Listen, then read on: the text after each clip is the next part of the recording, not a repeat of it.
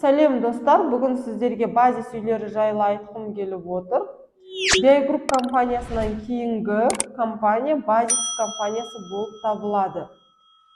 Базис құрылыс компаниясы BI Group компаниясына қатты ұқсайды. Сервисті обслуживаниясы да, салынған үйлері де. Базис құрылыс компаниясының үйлерін сіз бітпей жатқан уақытта ипотекаға оформление жасай алмайсыз. Яғни құрылысты толық бітіргеннен кейін ғана сіз ипотекаға оформление жасай аласыз. BI Group компаниясынан кейінгі өзіндік орны бар, ол осы базис құрылыс компаниясын айтсақ болады. Менімен болғандарыңызға рахмет, каналыма тіркеліп, лайк басып кетсеңіз болады.